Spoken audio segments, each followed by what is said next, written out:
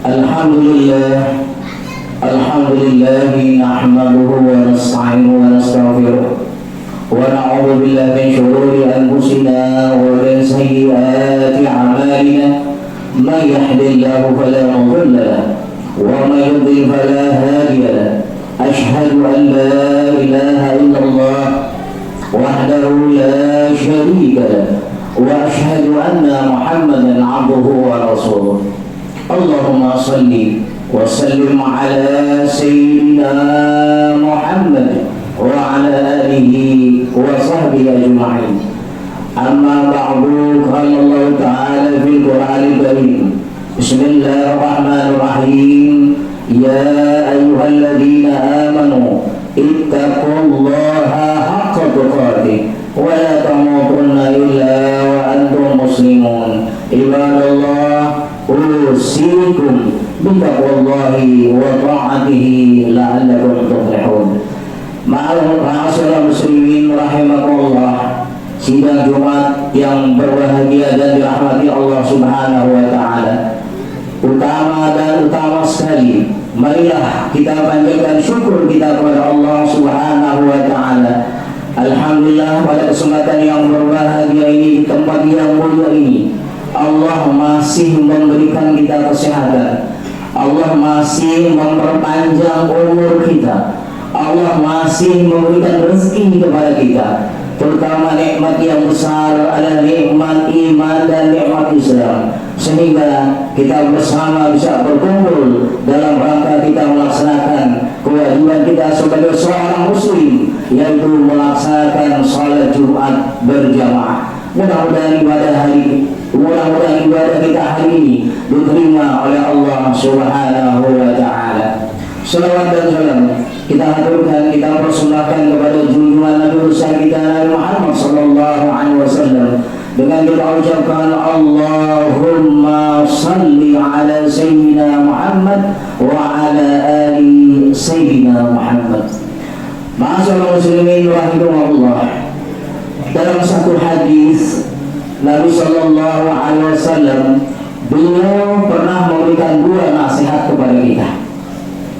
Yang pertama adalah nasihat yang bisa berbicara.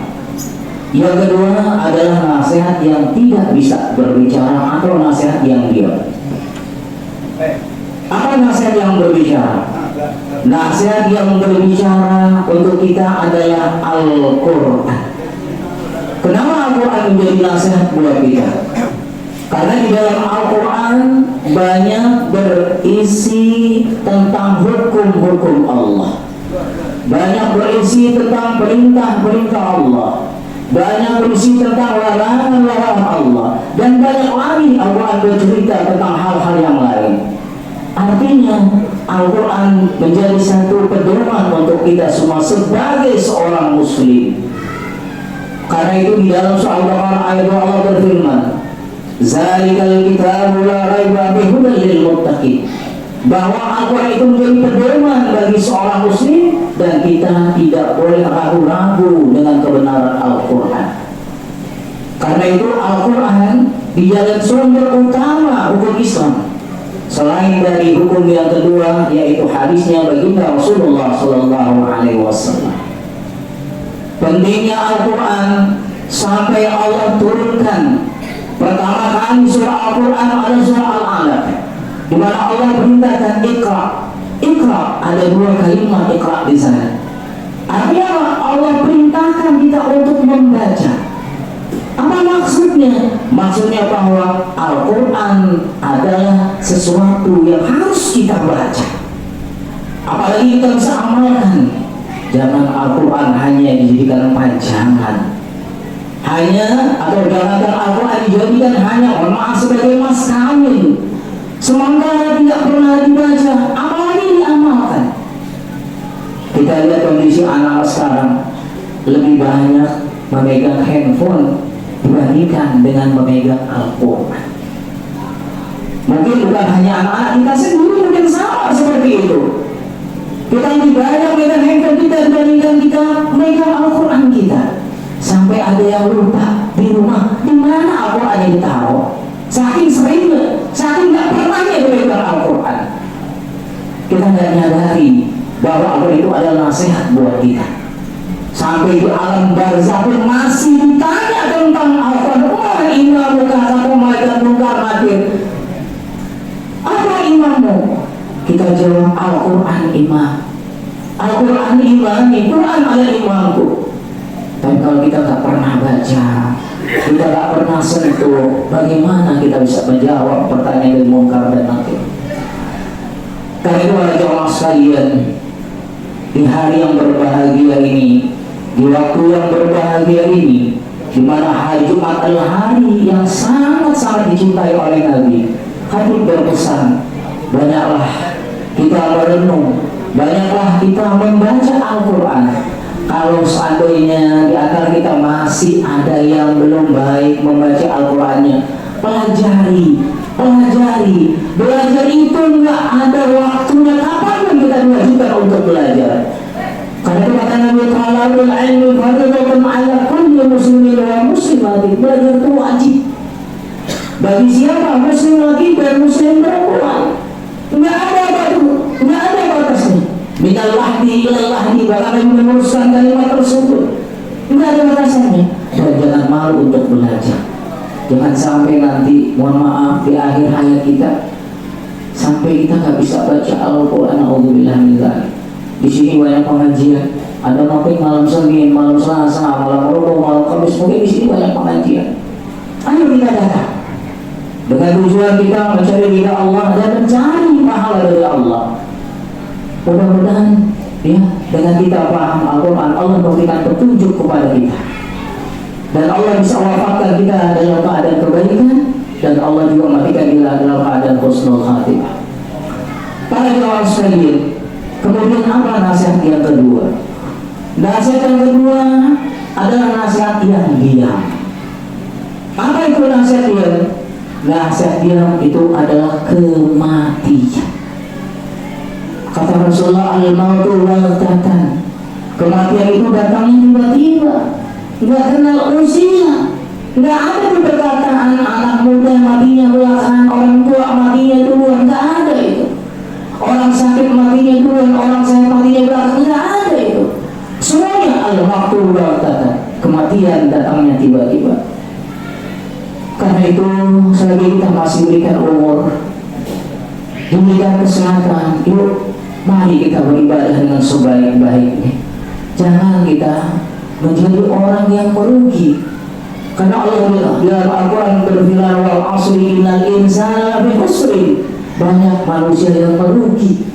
Kenapa? Illal ladzina amanu, kecuali orang-orang yang beramal saleh.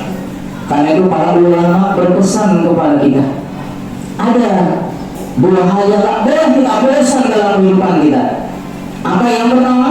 Yang pertama, bosan dalam beribadah. Jangan sekali-kali ada sifat bosan dalam ibadah, terutama ibadah sholat. Jangan sampai ada pikiran kita, sholat nanti aja. Mohon maaf, ini hari Jumat sekarang. Jam berapa nih Jumat sekarang? Jam 11:42 menit. Jam sekarang 12:20 menit atau jam 12:15 menit. Masih kelihatan tuh, so kita masih kosong. Kadang orang datang ketika komat, apa yang dapat pahala dari itu? Nggak ada yang dapat kita pahala. Kita disuruh oleh Nabi sebelum khutbah, sebelum azan sudah duduk di masjid, kita niat i'tikaf di sini. Apalagi kalau jam 10 kita duduk di masjid, ya Allah, pahala yang besar untuk kita. Tapi nggak ada kita lakukan. Kita kenapa? Kita malas, itulah ujian iman kita. Karena itu adalah jangan bosan beribadah, terutama ibadah sholat. Jangan ditinggalkan. Jangan ada rasa malas, ya, terutama sholat wajib, terlebih sholat subuh. Jumat udah waktunya, mundur bukan maju, mundur waktu. Subuh juga begitu, setelah waktunya pagi. Jam 4:09 sudah subuh. Kalau orang terbiasa banget nggak akan bisa apapun. Karena itu Nabi pesan, jangan bosan beribadah, apalagi rasa malas untuk beribadah. Kemudian yang kedua, apa rasa bosan? Jangan bosan melakukan kebaikan sekecil apapun. Apapun surat kebaikan yuk kita laksanakan. Yuk, mudah-mudahan kebaikan apa yang kita lakukan Allah balas dengan sebaik-baiknya. Apalagi ketika kita melakukan kebaikan, Allah cabut nyawa kita di sana. Ya Allah, ada orang yang bilang, Pak Ustaz, saya pengen mati ketika sholat. Gimana caranya Ustaz? Rajin sholat. Kalau mati pengen dalam keadaan sholat, rajin sholat. Mudah-mudahan tapi dalam keadaan sholat. Pak Ustaz, kalau saya pengen mati dalam keadaan baca Al-Quran, gimana? Rajin baca Al-Quran. Mungkin dalam baca Al-Quran, Allah hapuskan nyawa kita yang kita baca Al-Quran. Pak Ustaz, saya pengen mati dalam keadaan bersedekah. Rajin bersedekah. Mudah-mudahan ketika kita bersedekah ada cabut nyawa kita. Karena itu kata Nabi, jangan bosan melakukan kebaikan sekecil apapun. Maksudnya muslimin rahimahullah, kesimpulan dari Nabi ini, jadilah manusia yang selalu ingat dengan nasihat. Terutama dua nasihat yang saya sampaikan tadi. Yang pertama adalah Al-Quran jangan ditinggalkan dalam kehidupan kita sehari-hari. Satu hari baca Al-Quran, jangan satu hari kali sentuh Al-Quran kita. Kemudian kedua, ingatlah kematian, karena kematian tidak kenal dengan usia. Dan kalau kita tanya, Masya Allah, tanda-tanda akhir zaman sudah begitu banyak. Salah satunya adalah waktu terasa begitu cepat. Waktu terasa begitu cepat. Sekarang Jumat, ya Allah, Jumat ke depan rasanya cepat. Artinya apa? Umur kita makin lama makin berkurang. Bukan bertambah, tapi berkurang. Artinya apa? Waktu kita untuk dipanggil Allah Subhanahu wa Ta'ala itu makin mendekat. Apalagi Nabi berkatakan umatku gak jauh umurnya dari 60 sampai 70 tahun. Tapi itu bukan jaminan 60-70 tahun. Yang muda juga banyak muda ya, yang meninggal dunia. Karena itu kita persiapkan kematian kita.